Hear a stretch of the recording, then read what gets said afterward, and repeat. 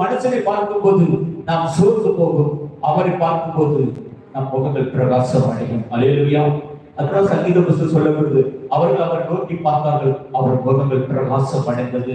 நம்ம எல்லாருக்கும் வெல்லப்பட வேண்டும். நம்ம தான் அவரை நோக்கி நம் பார்க்கிறவர்கள் காணப்பட வேண்டும். நம் எண்ணங்கள் சிந்தைகள் எல்லாம் அவரை நோக்கி பார்க்கும்போது நம் உள்ளான மனுஷன் நமக்குள்ள ஒரு பெலன் வரும். அப்போ நம்ம யாரையும் நம்ம என்ன பண்ண முடியாது, எது பண்ண முடியும், நம்ம தடை பண்ண முடியாது. நம்ம ஆண்டுகளுக்கு ஒன்றும் அநேக காரியங்களை செய்ய முடியும், ஆண்டுகளுக்கு பெரிய காரியங்களை செய்ய முடியும், ஊழியர்கள் பெரிய மாற்றங்களை நம்மளால் கொண்டு வர முடியும்.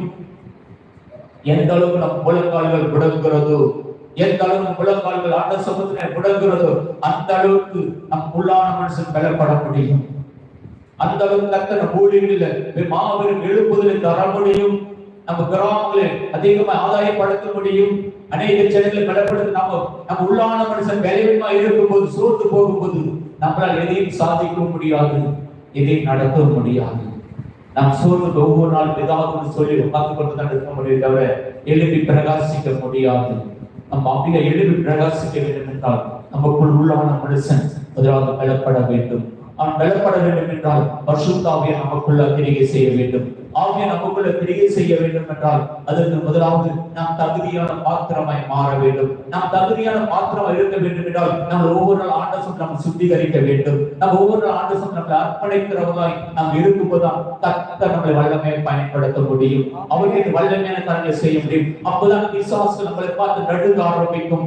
ஆண்டவர் சொல்லுகிறது, சர்வங்களுக்கு விதிக்கும் சகல சத்துருவாளர்களுக்கு உங்களுக்கு அதிகாரம் கொடுத்திருக்கிற அது ஒன்றுக்குள்ள சேதப்படுறதுன்னு சொன்னவர். ஆனா நம்ம போகும்போது பிசாசு நம்மளை பார்த்து நடுங்க வேண்டும் என்றால் முதலாவது உள்ளான மனுஷன் நமக்குள்ள பலன் இருக்கணும். அப்பலன் இருக்குன்னா பரிசுத்தாவை நமக்குள் கிரியை செய்ய வேண்டும். நம்ம அதுக்கு நம்ம பரிசுத்தாவை கிரியை செய்யணும்.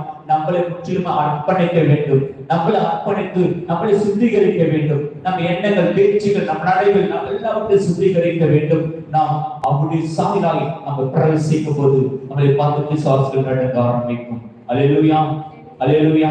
அதுதான் உள்ளான மனுஷனை முதலாவது பலப்படுத்த